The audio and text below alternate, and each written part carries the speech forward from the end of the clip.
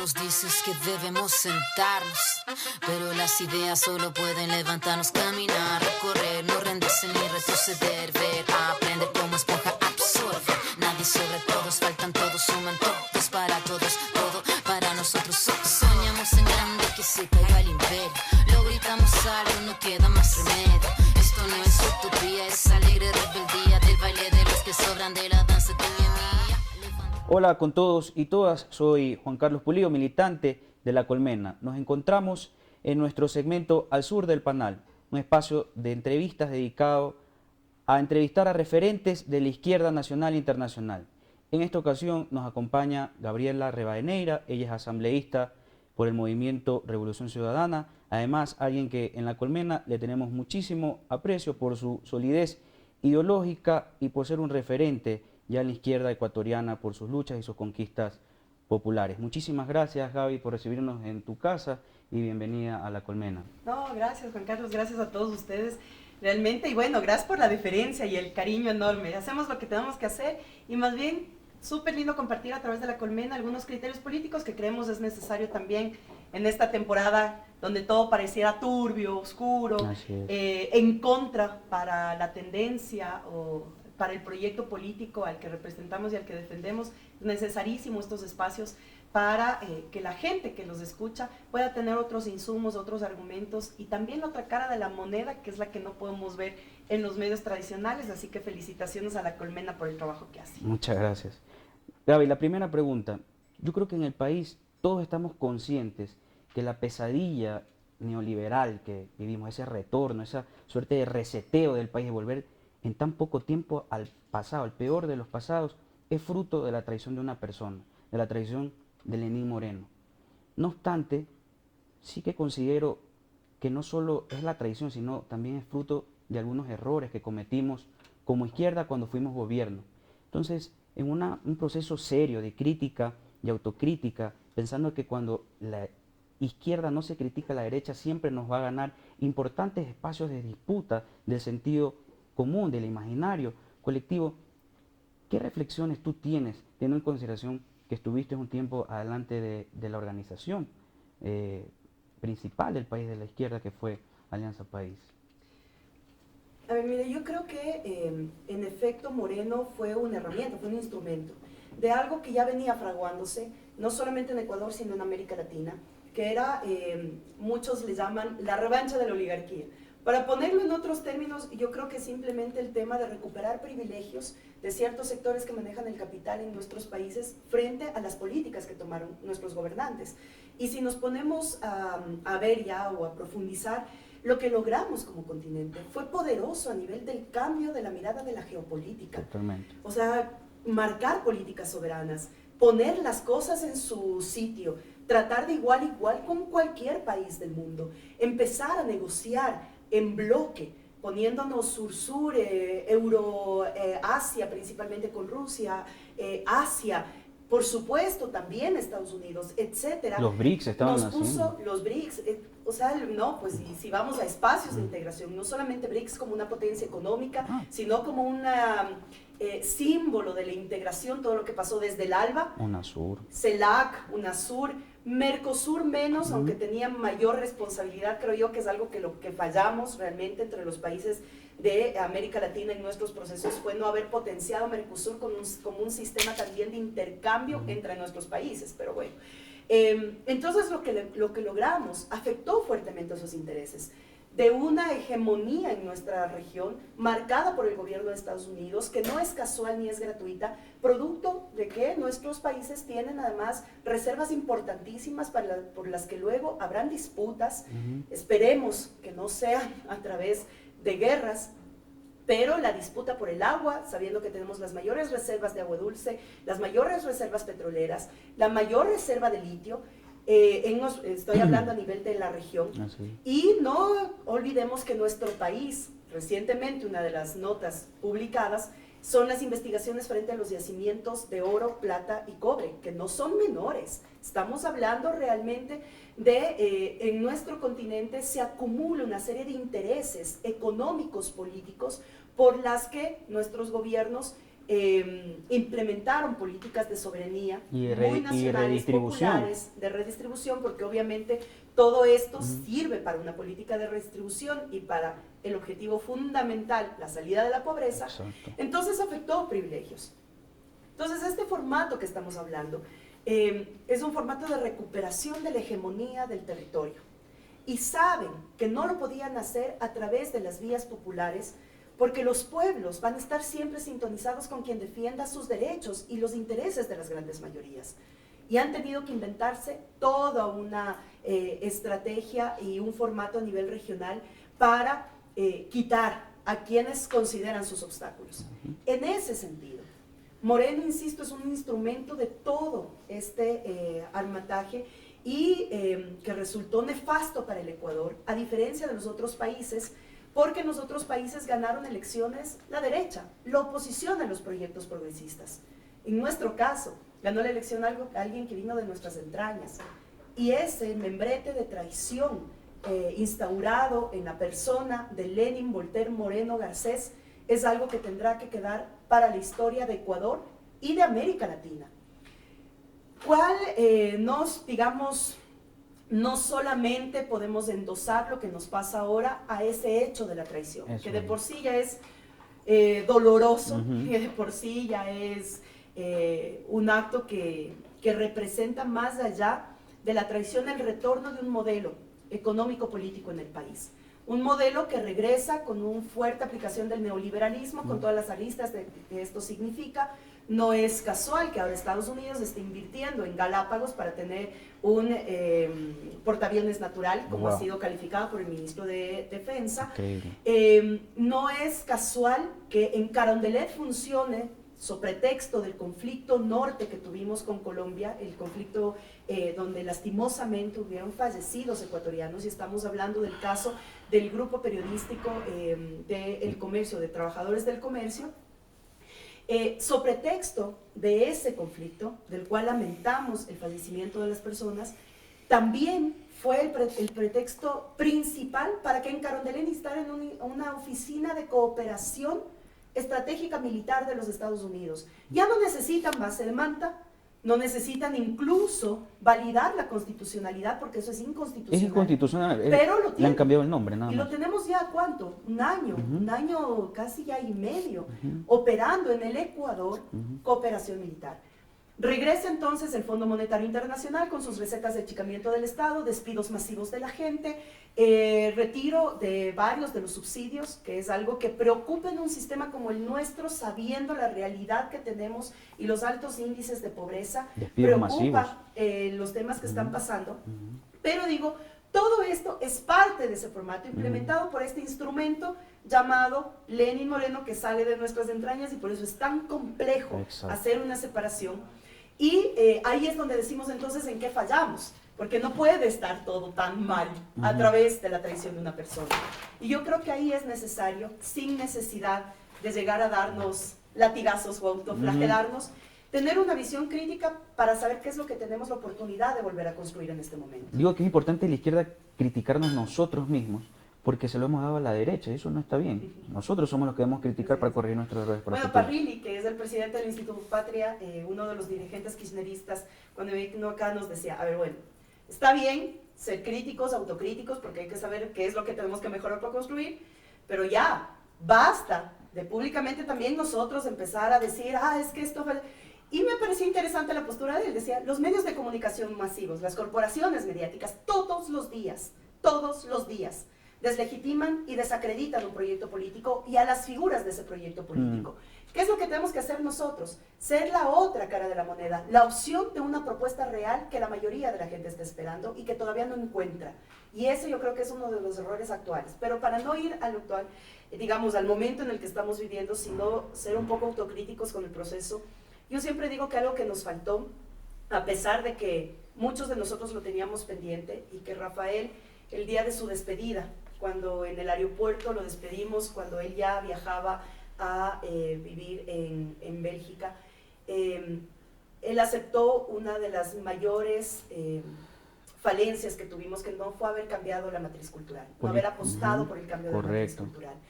Y yo creo que de eso desprende muchos de los errores que ahora estamos viendo se cometieron, se cometen, y si es que no somos capaces de mirar una nueva concepción de la sociedad, que no es fácil, no es no es cuestión de soplar y hacer botellas, depende de generaciones, y yo creo que en eso apostamos. Pepe Mujica decía con absoluta claridad, decía, a ver, los gobiernos progresistas tenemos 3 prioridades: la educación y la educación, porque solo la educación puede ayudar a la salida de la pobreza de nuestros pueblos. Pero no estamos hablando solamente de una pobreza material, sino de una pobreza de pensamiento. Eso es. Si es que nosotros seguimos y permitimos que los medios de comunicación sigan alienando con todo lo que eso significa a la mayoría de nuestra población, lo que estamos haciendo es profundizando una pobreza de la que se sirve directamente los capitales de nuestro país y los verdaderos poderes, que son los poderes fácticos, que están presentes y que no han dejado de tener un poder sobre esa manipulación de las mayorías. Entonces yo creo que el cambio de la matriz cultural debíamos haber empezado a la par del cambio de la matriz productiva. Exacto. Para saber exactamente cómo todos los logros que conseguimos en las grandes obras, en los grandes proyectos, en haber bajado los índices de desigualdad, en haber construido escuelas, universidades, hospitales, carreteras, etcétera, pueda haber, o quisiéramos que haya sido aceptado por las grandes mayorías como un producto de una política de Estado que solo puede ser pensada desde el buen vivir, generado desde el progresismo. Yo soy muy contraria ahora a estas tesis modernas que sacan de la política, que ni de izquierda ni de derecha, todo por el pueblo, no, es que a los jóvenes no, los jóvenes son apolíticos, entonces no hay que hablar de política ni de izquierdas. Yo digo, hoy es momento en radicalizar Totalmente. un pensamiento ideológico, porque es la única forma en la que podemos contrarrestar lo que está pasando. ¿Por qué estamos ahora sumidos nuevamente en una política neoliberal?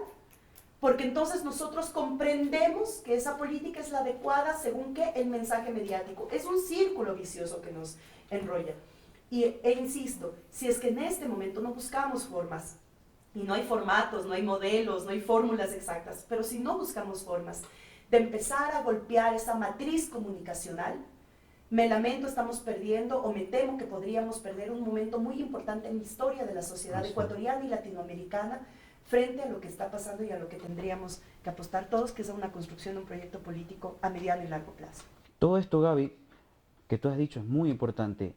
Y Álvaro García Linera, el hermano vicepresidente de la República Plurinacional de Bolivia, lo ha resumido en 3 cosas, porque él dice que la forma que nos podemos vacunar los pueblos de Latinoamérica de los gobiernos de derecha que tanto daño nos causan es primero que cuando la izquierda esté en el poder, hacer buena gestión económica, sacar a las personas de la pobreza. Y eso hizo la Revolución Ciudadana, eso hizo Rafael Correa, que es alguien que conoce y sabe de economía. Luego tener líderes que sean referentes morales, y existieron en la Revolución Ciudadana. Rafael Correa es uno, tú eres otro. Habían muchos compañeros y compañeras.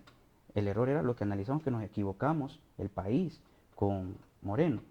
Y un tercero, que es lo más importante, que es justamente lo que tú estás diciendo, que dice Álvaro García, que es disputar el sentido común, construir un nuevo sentido común.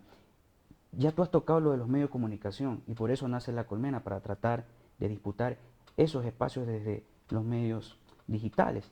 Pero también hay otros espacios donde se debe disputar el sentido común. Por ejemplo, en los centros de trabajo, en las universidades, en las escuelas, en la misma mesa de la familia, es un espacio para la batalla de ideas, para quienes hemos logrado despertar ideológicamente, contribuir a que la gente despierte. Por ejemplo, unos trabajadores que están siendo explotados, quienes ya tienen conciencia de clase de que están violando sus derechos, contribuir a la organización de clase de sus compañeros y compañeras a resistir lo que se les viene, porque si están organizados podrían de una u otra manera hacer respetar sus derechos. Entonces, en ese sentido, planteo y lo dejo ahí en la mesa que estamos construyendo, el espacio del sentido común no solo se disputa en los medios de comunicación, es verdad que son importantísimos, yo creo que podrían englobar más del 60 o 70% a tal punto que hoy marcan la forma de pensar de la gran mayoría de ecuatorianos en los medios de comunicación. Hay gente que piensa como Ecoavisa, hay quienes piensan como Teleamazonas y hay quienes piensan como La Colmena. Hay quienes piensan como, qué sé yo, en España, con los espacios de comunicación que tienen los compañeros de Podemos, como La Tuerca y otros espacios que son muy admirables. Pero se quedan en el aire otros espacios organizativos que son muy importante y de disputa. ¿Qué opinión tú tienes de eso? Mire, he destopado varias aristas que yo creo que son necesarias. Primero, recomendadísimo leer a Álvaro García Linera, que es uno de los intelectuales más importantes que tiene el continente, y especialmente a los sectores jóvenes. Yo siempre recomiendo leer a Álvaro García Linera sobre la visión de el manejo de los recursos naturales no renovables, sobre el tema de la relación del desarrollo. Yo creo que él destraba muchos mitos que muchas veces tenemos los jóvenes sobre el tema de los recursos naturales, así que por ese lado, recomendado 100%. Calidad moral, por supuesto, y recordemos que la primera revolución, ustedes recordarán que fuimos 5 revoluciones, luego 8 y llegamos a 10 revoluciones como ejes transversales. Eso. La primera era la revolución de la ética. En un país o en una sociedad donde la corrupción expande cada día, porque yo siempre digo la corrupción es un mal endémico de la sociedad, es un tema estructural, y lo digo porque somos países colonizados, en permanentes procesos de colonización. Y esas colonizaciones lo que nos han traído son sistemas perversos de manejo, no de lo público solamente, sino de lo privado también. Hoy estamos cayendo nuevamente en ese juego de tratar de poner a un lado la corrupción de lo público como lo satánico y el ejemplo de lo privado, ¿no? Entonces venimos otra vez a achicar el Estado, no necesitamos Estado grande, más bien el sector privado tiene que dotar de trabajo, de derechos. Sí, es una corresponsabilidad, y por eso nosotros decíamos la alianza entre lo público y lo privado tiene que ser estratégica para juntos embarcar. Pero la corrupción, que es un mal estructural, no solamente se ve en estos grandes titulares de prensa cuando tratan de acusar o de topar, que esta es una de las herramientas del lawfare, de la persecución de la política ya teóricamente establecido, el tema del manto de la corrupción o de la lucha anticorrupción. Este tema, si es que nosotros nos dejamos enganchar únicamente con este tema de la corrupción como un manto, entonces también seguiremos cometiendo el pecado de seguir ese juego. Si es que hay quienes creen que aquí hubo corrupción, denúnciela. Si es que un corrupto, tiene que estar en la justicia, pero no usar esto como un pretexto para desacreditar y deslegitimar. Correa decía, la gran carretera, no pueden enrollársela y llevársela. Entonces, ¿qué hace? Golpear la obra pública. ¿Para qué? Para que el ciudadano no vea que eso fue parte fundamental de su desarrollo. ¿Para qué? Para que mientras la obra pública, que supuestamente está con sobreprecio, los otros viven cruzados de manos, sin hacer escuela, más bien botando todo el tacho de la basura, y la gente dice, bueno, es que así tiene que ser. Pero vamos entonces a que la calidad moral tiene que estar acompañada con grandes componentes éticos y de principios. Yo siempre disputo entre lo ético y lo moral. Lo moral creo que es más asociado a nuestra propia concepción de tendencias religiosas, etcétera, donde hay muchos mitos también. Pero lo ético es lo que te permite mirar a la cara, de frente, a los ojos del ciudadano y decirle exactamente cómo fuiste capaz de administrar sin que se te haya pegado los vicios de lo que significa el poder y la burocracia. La burocracia en sí misma no es mala. Lo malo es cómo esa burocracia se ha envilezado en el poder para cambiar esas relaciones éticas que tienen que haber. Sí, ahí yo sí quise hacer, por ejemplo, aportar en algo. En este proceso de, por ejemplo, de revisión o crítica sana a la Revolución Ciudadana, mucha gente militó capitalistamente alrededor de los espacios en la Revolución Ciudadana, y no socialistamente, con principios, con convicciones, sino que buscaban es un espacio de poder, un sueldo, nada más que eso. Y que se haya permitido esa forma de militancia fue quizás también una de las formas que se permitieron que se nos infiltren ineptos, oportunistas como Lenín Moreno. De acuerdo, porque además, digamos que nunca fuimos capaces de construir una organización política real. Hace un momento y tras cámaras debatíamos si habíamos sido movimiento partido. Yo creo que no fuimos ninguno de los dos. Yo creo que no llegamos a ser una organización política estructurada como tal. Por lo tanto, no todos los del gobierno eran militantes. No todos tenían la exigencia de militar. Y estaba bien, porque la militancia es un tema de convicción. Quienes militamos de vida, yo milito desde que tengo 14 años de edad, quienes concebimos a la militancia como parte del estilo de vida de la persona, sabemos que dependes de otro tipo de estereotipos, de paradigmas, que dependes de otros tipos incluso de relaciones entre las personas. Quienes no, quienes vienen muchas veces desde el área técnica, netamente, hacen su trabajo técnico. Yo bronqueaba mucho y me molestaba cuando decían, no, es que esto es para técnicos, los políticos a un lado. Por Dios, los países, las sociedades necesitan políticos de primera que tengan herramientas técnicas al servicio de la gente. No es al revés. Eso es parte de la despolitización en la que caemos de las sociedades.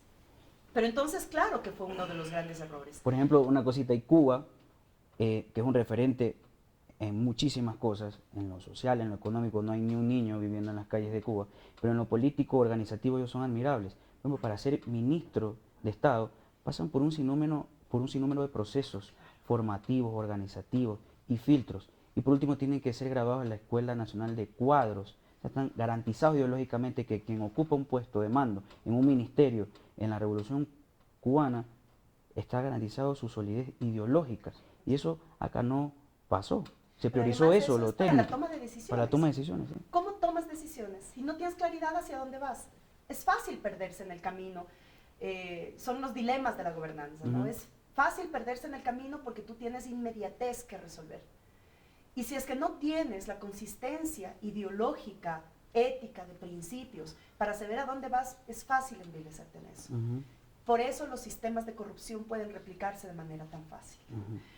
Entonces, lo que tú dices de Cuba es claro, bueno, en China han tenido que pasar 100 años para llegar a un sistema mucho más formal, pero tú no puedes ser presidente de China si no fuiste secretario del partido, y no puedes ser secretario del partido si no fuiste parte de la escuela de partido. Entonces, claro, ya estamos hablando de niveles más altos de compromiso de formación política. Pero digamos, por ese lado, el tema del componente de la ética, el manejo económico, por supuesto. Si tú no sabes cómo manejar económicamente países que todavía somos dependientes económicamente, estás sometido. Y ese sometimiento hacia los que dependes económicamente te limita muchas veces la toma de decisiones. Por eso es que nuestros países o nuestras sociedades no pudieron desarrollarse porque siempre estuvieron ancladas a ese sistema de dependencia. No solamente era una dependencia económica, sino una dependencia en el tema de la línea política que tú tenías que seguir en tus países. Cuando a mí me cuestionan o nos cuestionan, que claro, dejamos de estar vendidos a Estados Unidos para vendernos a China. Yo siempre digo, bueno, eso es una forma muy superficial de ver una relación internacional en la que tú lo único que hiciste no fue romper nexos con Estados Unidos. Por Dios, Estados Unidos es uno de nuestros mayores compradores. Exacto. Por supuesto que necesitamos comercialmente de Estados Unidos. Otra cosa es que esa dependencia exclusiva con Estados Unidos te marcaba una línea política a seguir, o si no, te bloqueaba preferencias arancelarias, te bloqueaba temas de comercialización, etcétera, etcétera. Con otros países del mundo. Euroasia, el sur-sur con África, etcétera, Europa, la Unión Europea. Nosotros empezamos a negociar en un término de iguales sin el sometimiento político a las decisiones económicas y comerciales externas. Esa es la gran diferencia en el tema del comercio. Pero si tú no hacías eso, no tenías recursos para pagar. Por favor, este país era un país que pagaba más deuda externa que deuda social interna. Esa era la realidad. Entonces, cuando empezamos a transformar ese manejo económico desde la Constitución, porque la Constitución de Montecristi fue la pieza clave para también buscar otro surco, otro camino en el tema del manejo económico, tú marcas el tema de la redistribución de la riqueza. Muchos nos complicamos a veces tratando de explicar cómo se hace redistribución de la riqueza. Pero aquí era muy fácil. Los que más tienen, más aportan. Para que los que menos tienen, aporten en su condición, pero todos tengamos el acceso a los mismos derechos. Esa es la redistribución de la riqueza. Y por otro lado, el tercer punto que tú marcabas va directamente relacionado a lo que hablamos, del cambio de la matriz cultural, los símbolos. Mira, era tan lindo y no fue casual que el Masha apareciera con sus camisas, o que nosotras y nosotros que venimos de otros territorios que no son necesariamente Quito y Guayaquil, donde muchas veces se ponía un sistema bicentralista, traigamos nuestras propias. Sumaría Cuenca también. Sí. Una trilogía. Sí. Ahora la que estamos regresando además con esta lógica de desaparecer la planificación del Estado. Terrible. Lo que te permite son marcar otros símbolos. El orgullo. Mira, yo vengo de un pueblo, de Otavalo, que es un pueblo migrante por excelencia. 50, 60 años, hace 50, 60 años salieron los primeros migrantes de este país. y hoy los otavaleños son los embajadores mundiales, porque tu país a donde vas hay un otavaleño. Pero cuando estaban afuera, y yo recordaba eso cuando era chica y conversaba con los tíos, con las tías, las personas mayores, decían, no, es que afuera yo prefiero de que me digan que soy peruano o boliviano, no ecuatoriano. Ay, ay, ay.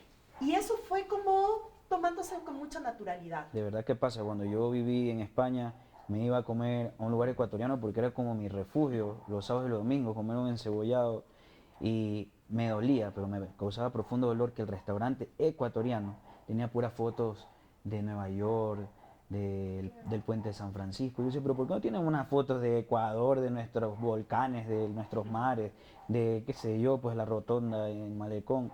Pero no, había una crisis de identidad. Mucha alienación, parte de la alienación. Alienación, sí. Pero yo te digo, cuando empezó el proyecto político de la Revolución Ciudadana, una de las cosas que además fue ganancia de esto, fue recobrar el orgullo de sentirnos ecuatorianos y ecuatorianas. Entonces, parte de la vestimenta, parte de la forma de hablar, parte de los dialectos, etcétera, fueron ahondando ese orgullo ecuatoriano. Yo creo que ahí tuvimos una gran oportunidad de empezar con estas transformaciones culturales. Insisto, esto recae mucho en este cambio de la matriz cultural necesario, y que además no nos pasa factura solo a nosotros. Pasó factura en Argentina, pasa factura en Bolivia, hoy, además que tenemos procesos electorales este año presidenciales y esperamos realmente que podamos tener luces en Argentina y en Bolivia, pero para traerlo esto a un debate que tú nombraste también sobre el tema de la lucha de clases o el tema de la identificación de clases, yo creo que ahora se vuelve mucho más pertinente, y hablando de esto del cambio de la matriz cultural, lo que nos faltó, etcétera, es empezar a debatir desde la academia, desde las universidades, desde los sindicatos. Nuevamente el tema de la correlación de fuerzas de clases. Hay muchos que se rehúsan a hablar de esto, otra vez están tratando de buscar otros términos para lo que significa la lucha de clases. Pero es claro que en este momento en el Ecuador estamos viviendo nuevamente una disputa de clases. Mientras más crece la brecha de desigualdad, obviamente va a ser más fuerte esa diferenciación de clase social. Así es. Y el problema que tenemos o que tuvimos en los países de América Latina es que la redistribución de la riqueza, claro que permitió salida de la pobreza. No fuimos capaces de acompañar la salida de la pobreza. Entonces, 2 millones de ecuatorianos que salieron de la pobreza fueron una clase media de consumo. De consumo, así es. Tal es así, que la marcha de las Nutelas, claro, que recordaremos. Que muchos votaron por un banquero, creyendo, porque son clases aspiracionales, por supuesto, que salieron de la pobreza pero quieren tener más y votan por quien les ofrezca. Yo siempre cuento... y no están conscientes que ese tener era fruto de derechos y de conquistas. Exactamente. Yo siempre cuento junio del 2016, cuando tuvimos tal vez el conflicto más fuerte social sobre el tema de las propuestas de herencia y plusvalía. Entonces tú preguntabas a la gente que salía a las calles, decía, ¿y usted está por aquí? Porque nos van a quitar la herencia. Bueno, ¿y usted qué va a heredar? No, nada, pero algún rato voy a heredar algo. Entonces, ese era el ejemplo más claro de cómo la gente que salió de la pobreza va a una clase media totalmente sumida al consumo y a lo aspiracional. Total. Además, la clase media ahora se está debatiendo mucho a nivel de la región porque es cómo comprender la nueva clase media generada desde estos procesos progresistas. Pero tenemos una clase media desclasada, una clase media que no quiere ser pobre, que jamás va a llegar a ser rica. Pero se cree. Pero, claro, Rafael coloquialmente lo ponía a los florindos, los ¿no? florindos, Eso es una expresión ahí como que recalca esto. ¿Por qué? Porque además la clase media nunca se siente clase media. Entonces no sabe a qué se pertenece, por lo tanto es muy vulnerable a las cosas del entorno que se generan alrededor de la gente. Es como un círculo vicioso. Tú pasas de pobre a una clase media, quieres tener más, pero el sistema no te lo permite y cada vez tienes menos. Entonces te aterra regresar a ser pobre. Y vivimos esos imaginarios que muchas veces se generan a través del mismo sistema capitalista que vivimos para tratar de hacer creer que siempre vas a poder tener más si es que trabajas para el que más tiene y promueves entonces flexibilización, explotación. ¿Por qué? Porque está bien, porque prefiero tener un trabajo, aunque me paguen mal, aunque me exploten, aunque me ingrese nada. ¿Para qué? Para enriquecer a quienes están aprovechando de un sistema nefasto laboral. Porque ahora como resulta que los millennials no necesitan ni estabilidad ni buen salario, entonces te empiezan a meter este tipo de cosas donde además nosotros no hemos sabido, y eso es parte de nuestra autocrítica, no hemos sabido cómo empatar con una forma discursiva que te lleve a debatir con esta clase desclasada los problemas de ser desclasado. Así es. Para poder saber exactamente hacia dónde llevas, hacia dónde nos pertenecemos una clase media y hacia dónde lleva esa clase media. Tú decías de los millennials, una de las principales víctimas, por ejemplo, de estas nuevas formas de precarización del neoliberalismo 2.0 que ha aterrizado en el Ecuador, son esa idea de creer que son emprendedores, estos jóvenes riders que ahora hacen entregas a domicilio con unas mochilas en las espaldas. No tienen ningún derecho laboral. Les hacen creer que son emprendedores porque manejan su tiempo, sus recursos, pero en realidad ellos deberían ser trabajadores en relación de dependencia para cada una de las empresas de bienes o servicios que envían a domicilio sus cosas. Aquí hay un concepto básico, que es el trabajo. Claro. Entonces, desde el capital, el trabajo es lo que te genera ganancia. Desde una visión social, trabajo es toda actividad que hace el ser humano. Esto lo debatimos mucho nosotros cuando empujamos la ley de reconocimiento de las damas de casa, las trabajadoras no remuneradas del hogar. Porque decíamos, a ver, vamos al concepto fundamental del que trabajo. Según Paul Granda son un peso para la seguridad social. Ahora voy a México la próxima semana y el fin de semana voy a promover justamente un seminario porque ahora en México están tratando de ver las formas en las que cambian nuestra concepción de trabajo para poder garantizar seguridad social y están tomando justamente una de las experiencias ecuatorianas. Que fue justamente estos pasos de ley, digamos, para garantizar el derecho de la seguridad social para trabajadoras remuneradas y no remuneradas. Porque recordemos que las empleadas domésticas eran absolutamente explotadas en este país. Eran unas esclavas modernas. Y siguen siendo explotadas muchas de ellas. Y ahora con un Ministerio de Trabajo que ya ni siquiera inspecciona, ya ni siquiera... Uno de los primeros acuerdos ministeriales que expidió Raúl Ledesma, el actual gobernador de Guayas, pero que fue el primer ministro de Trabajo de Moreno, fue que las inspecciones de trabajo se hagan con 15 días de anticipación de una notificación al empleador. O sea, ya no hay factor sorpresa. Entonces, un trabajador explotado denuncia ante el Ministerio de Trabajo y le avisan para que maquille. Imagínense los tiempos que estamos viviendo. Yo te digo, el concepto básico del trabajo debería recaer en eso. Entonces ahí cambias la concepción de la sociedad. ¿Por qué? Porque además reconoces, imagínate, ya solamente por regresar al tema de las amas de casa.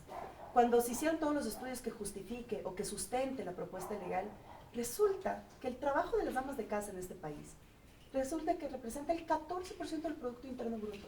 14% del Producto Interno Bruto que estaba pasando a hacer nada, o que nunca fue visto, nunca fue visibilizado.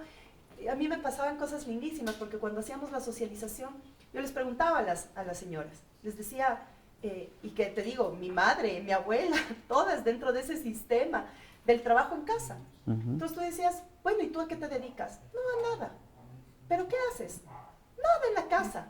¿Y qué haces en tu casa? El trabajo en la casa es durísimo. Nada, dice, cocino, hago las tareas, tengo que arreglar a veces las instalaciones eléctricas, hago de plomero, hago de pedagoga porque tengo que hacer las tareas de mis hijos, ayudarles a hacer las tareas de mis hijos. Soy la primera en levantarme, la última en acostarme, pero no solo eso. Es tan menospreciado lo que hace el ser humano dentro de su desarrollo cotidiano, que esto lo pongo como la gráfica más clara, pero que pasa en el día a día, con los trabajadores reconocidos como informales, que son los minoristas, y yo siempre disputaba eso, decía, tenemos que cambiar hasta eso. ¿Qué es el formal y qué es el informal? El formal es el que tiene todos los derechos a través de un contrato, aunque trabaje incluso menos horas del informal, que por ser informal no tiene acceso a ningún derecho, pero está comiendo sol, lluvia, trabajando para otros, porque además son parte de la clase pobre de este país, de los que ganan menos de $1 diario. Entonces, ahí son las contradicciones de los sistemas. Yo por eso cuando digo, y no se me malentienda que cuando digo radicalizar las posturas ideológicas, no se me malentienda que vamos a ir a coger las armas. No, por favor, no. Cuando yo digo radicalizar, es radicalizar en los conceptos que nos diferencian entre quienes defienden un sistema capitalista y quienes defendemos un estado del buen vivir. Socialismo del siglo XXI, socialismo secas, ortodoxo, no. Cada país construye lo suyo. Nosotros construimos la hoja de ruta del socialismo del buen vivir. Ni calco ni copia, sino Ya. creación heroica. Además, porque es esa siempre, ¿no? Ah, no, es que la primera lucha, yo me acuerdo que en el 2006 cuando Rafael Correa recorría, no, por este comunista, no, porque nos va a hacer como Cuba. Luego pasamos a ser Venezuela. Bueno, no, cada país construye su propio Así sistema es. y su propio modelo, porque además cada país tenemos diferentes realidades. Totalmente. Pero cuando nosotros decimos reconceptualizar, es empezar a debatir con la gente, con los sindicatos, con las universidades. La academia tiene un rol fundamental. La academia no está cumpliendo su rol dentro de la sociedad porque está evitando el debate de lo político. ¿Dónde están las escuelas de derecho denunciando el lawfare? Por ejemplo, ¿Dónde están? Y sin necesidad de ser correístas. ¿Sabes cuál es el problema? Y es otro de los retos que tenemos en este momento. De salirnos de la discusión entre correístas y anticorreístas. Total. Como que todo en el país se circunscribe a una disputa entre correístas y anticorreístas. Con eso se justifica todo lo que se está haciendo actualmente en el país frente a la desinstitucionalización acelerada del Estado. Por favor, tenemos que dar un paso más allá. Hay una problemática real de economía, hay una problemática real de seguridad. Por favor, la crisis penitenciaria, 49 asesinados en las cárceles de este país en lo que va del año. Increíble. Pero además una desatención absoluta del Estado en territorio que te promueve prácticas ilegales como lo que pasó en mi provincia hace 10 días y todavía no tenemos explicación del conflicto armado de Buenos Aires a través de la minería ilegal, que se les fue de las manos. Increíble. Hoy un estado de excepción que todavía no funciona. Todavía no sabemos cuántos muertos hubo del conflicto del 23 de junio pasado. Ese es el nivel en el que estamos. Y seguimos en serio debatiendo que si eres correísta o anticorreísta. Entonces hay que dar un paso más allá en el planteamiento de qué es lo que estamos proponiendo para las grandes mayorías, para el país, en el ámbito cultural, en el ámbito social, en el ámbito de la seguridad, en el ámbito de la soberanía, en el ámbito del territorio, de la planificación, etc. Entonces, yo creo que sí hay que salir de estos enrollos que muchas veces nos pone la derecha, porque de todo esto, quienes salen ganando y avantes, va a ser la derecha. Sí, es que ellos nos marcan muchas veces la agenda. Gaby, la siguiente pregunta, que son dos últimas, pasamos a un segundo y último bloque, vamos a analizar un poquito la coyuntura, que tú ya has tocado algunos temas, pero nos gustaría conocer tu opinión sobre el nuevo Consejo de Participación Ciudadana. Digo nuevo porque ahora tenemos uno electo popularmente. Entonces, ha representado para el país un espacio de esperanza para recomponer de una u otra manera el Estado de Derecho que tanto se ha visto golpeado por el gobierno de Lenín Moreno. No obstante, ya tienen algunas semanas en funciones los consejeros que elegimos en las urnas, pero no han dado acciones claras jurídicamente hablando, resoluciones que busquen pues eso que ofrecieron en campaña, recomponer el Estado de Derecho que se vio muy golpeado por el gobierno de Moreno. Partamos de la idea del por qué defender la existencia del Consejo de Participación Ciudadana, ¿ya? Porque yo creo que más allá de las personas que puedan estar ahora, es lo que significa un Consejo de Participación Ciudadana en el tema de la construcción de poder popular. Cuando se debatía en Montecristi sobre las funciones del Estado y cómo iban a estar determinadas esas funciones, se trataba de romper también con un círculo vicioso de nombramiento político de autoridades de control.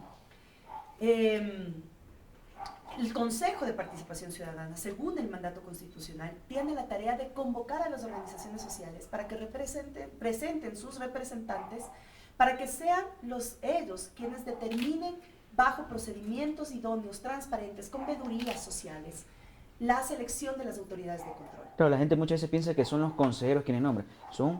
Son colectivos o consejos ciudadanos que se nombran desde la ciudadanía para que ellos, en procesos que son con veedurías incluidas, quienes nombran a las nuevas autoridades de control. Ese es el espíritu del Consejo. Yo creo que también fallamos nosotros en el Consejo. Total. Porque no fuimos capaces de generar en el periodo de la Revolución Ciudadana un Consejo de Participación que esté en la capacidad de generar mecanismos y metodologías de participación que fortalezca a la ciudadanía en la toma de decisiones. Así es. Y hoy nos pasa altamente factura ese Consejo, que fue utilizado en la época más nefasta de la transición del modelo de Estado, basados además en una consulta popular inconstitucional, que lo dijimos, era la herramienta para que Moreno ponga a dedo a sus representantes que se encargarían como ellos lo dicen públicamente, de descorreizar el país. Nosotros también lo denunciamos en La Colmena, tenemos un propóleo para el mate. Es que era eso. Ajá. Entonces, ¿qué te permitió eso? El descorreizamiento, ¿qué significó? Volver a concentrar las decisiones políticas en el grupo de poder, de mando, de turno. Muchos cuando escuchan esto dirán, no, pero si ustedes hicieron lo mismo, ahora bien hecho porque chupan de su propia medicina. No, habían temas absolutamente diferentes. Primero, desde tener un Estado fuerte, planificador, donde los recursos sean aprovechados para el desarrollo de la gente. Ahora tener desde ese descorreizamiento una desinstitucionalización absoluta del Estado. Pero además con un alto condumio político, que ya se mete en el tema del lawfare, de este formato de persecución política, que este es buscar uno de los factores también de este proceso de lawfare, es el timing político, el tiempo político. Cuando tú empiezas a golpear tanto, ahí desacreditar a una persona, que es más fácil para el sistema de justicia sentenciar a un desacreditado que sentenciar en un proceso real de Estado de Derecho. ¿Por qué? Porque te van a demostrar que eres inocente, pero como ya has sido juzgado por los medios de comunicación, por lo tanto juzgado por un gran sector de la población, el sistema de justicia le queda mucho más fácil el juzgamiento de un inocente, que es lo que está pasando con Lula da Silva en Brasil, con Cristina Fernández en Argentina, con Jorge Glass en el Ecuador y con Rafael Correa y muchos de los dirigentes. Mira, es asombroso. Hace un par de meses estuve en Argentina. Fui a visitar al que fue vicepresidente de Cristina, que es un gran amigo, Amado Boudou. Solo en el centro de rehabilitación en donde él está, hay 40 personas detenidas sin debido proceso de los cargos ministeriales del gobierno de Cristina Fernández de Kirchner. Solo en ese centro. Wow. Entonces tú te pones a ver las dimensiones y dices, ¿a quién le conviene romper el Estado de Derecho? ¿A quién le conviene incumplir el debido proceso? ¿A quién le conviene realmente tener presos a quienes pueden estar en las calles movilizando a la gente? Es a los que ahora están recuperando los privilegios del poder. Entonces fueron los primeros en arrancar esto. Un consejo de participación que no tiene potestades de empezar investigaciones sobre los usos de los recursos. Empezó pues y presentó a la Contraloría un informe que inculpa directamente a Rafael Correa. Entonces ahí está el formato absolutamente claro. Bueno, eso fue lo que pasó. Y lo que pasó fue nefasto. Y las personas que encabezaron o protagonizaron ese momento nefasto de la historia van a tener que responder ante la historia y ante la justicia cuando retorne el Estado de Derecho. Y esto no es una amenaza, es solamente para saber que lo que hicieron fue tan inconstitucional, mucho daño, tan violatorio de derechos humanos, que eso queda grabado justamente en la historia para poder tener respuestas. Fuimos a una elección popular, como determinaba la misma consulta, que en el siguiente proceso electoral se elegirían por voto popular a los consejeros y consejeras de ese consejo. Elegimos como pueblo ecuatoriano.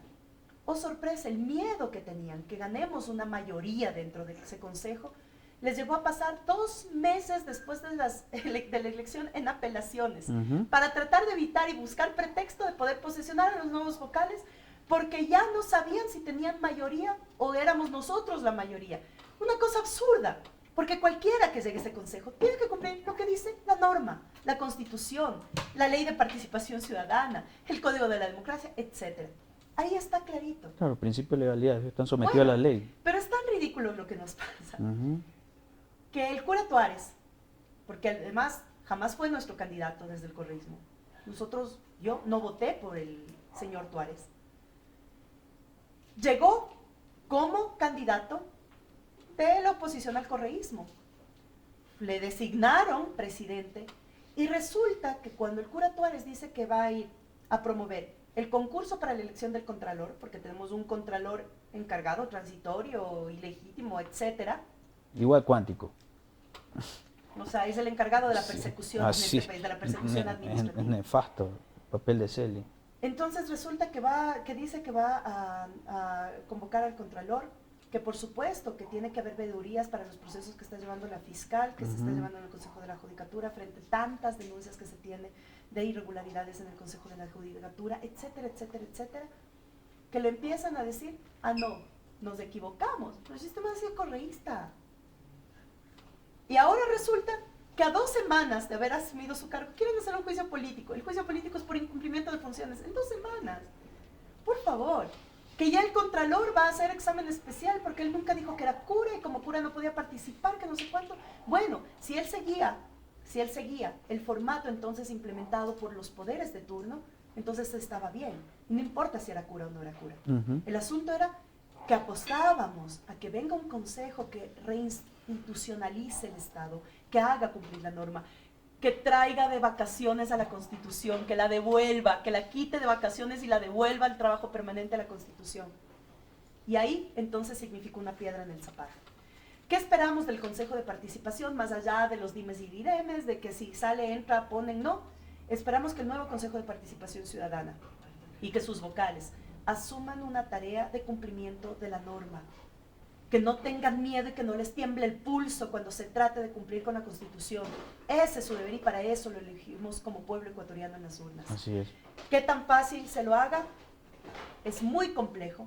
Deben ponerse los pantalones y las faldas bien puestas quienes están ahí, porque realmente todo lo que están teniendo como presiones mediáticas, presiones de los poderes de turno, por favor, que la presidenta del Consejo Nacional Electoral en entrega de credenciales haya dicho públicamente que recibió presiones para que no sean posesionados. Nos damos cuenta justamente los poderes y el nivel que están enfrentando de presiones el Consejo de Participación. Wow.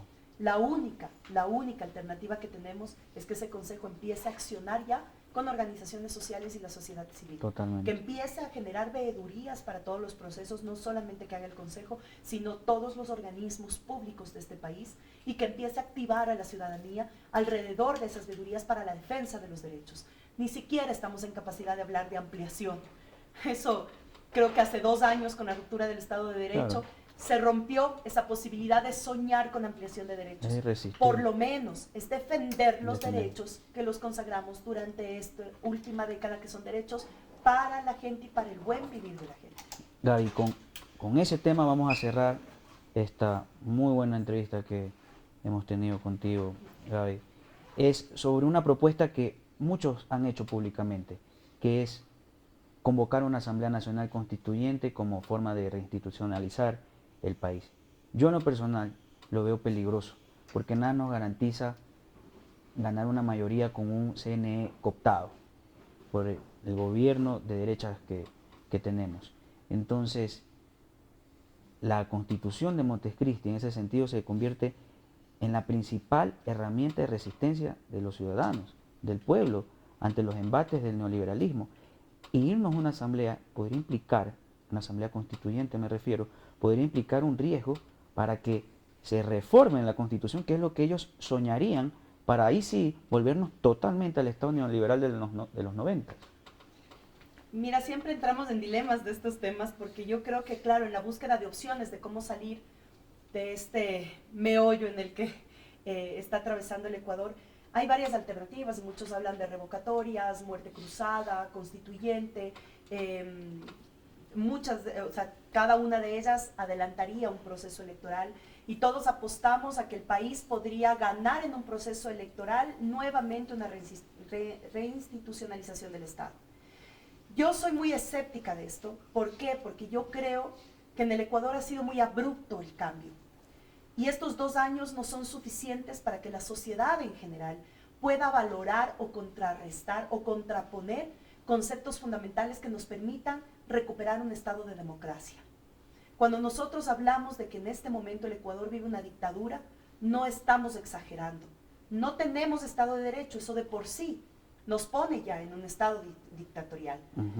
Nosotros tenemos el imaginario de las dictaduras de los 80, y tal vez por eso no asimilemos que vivimos unas nuevas dictaduras. Otra forma de dictadura. Y hay que reconceptualizar entonces lo que significa la dictadura frente a un Estado en democracia, que valore un proyecto nacional y popular. Ese es el reto para construir. Así es. Pongo esto porque en ese margen, y sin tener la certeza de que una constituyente pueda ayudar no solo a defender, sino a ampliar derechos, que es lo que hablábamos hace un momento, entonces lo que quiere decir es que sin certezas para ampliar derechos, lo que podríamos someternos es a una constituyente que retroceda en los derechos constitucionales y valide nuevamente el sistema neoliberal que se está aplicando en el país. Todo eso que significa, para graficar en el día a día de la gente, todo eso significa que nuevamente volvamos a sistemas de explotación laboral, que el país nuevamente se enfrente ante una disputa de clases de la que nadie sale ganando más allá de los acumuladores del capital. Eso significa dejar por un lado el derecho gratuito y universal de la salud y de la educación en este país. Muchos están hablando ya del tema de la privatización de los servicios públicos, que no son solo servicios públicos, son derechos ciudadanos. Las universidades sin control nuevamente vuelven a ser privatizadas. Ese es el real problema que tenemos en una confrontación de modelo económico. Por lo tanto, apostar a una asamblea constituyente en el actual momento que vive el país, me temo, podría ser un retroceso gravísimo para los derechos de la gente. Comparto ese análisis. Hay otras alternativas que tienen que ser estudiadas. Tenemos más allá, que yo creo que a nosotros nos acusan de desestabilizadores y nos ponen que nos financian de afuera y todo para desestabilizar el gobierno de Moreno. Yo siempre digo, el principal desestabilizador aquí es Moreno y la incompetencia de su gabinete, la mediocridad de su gabinete.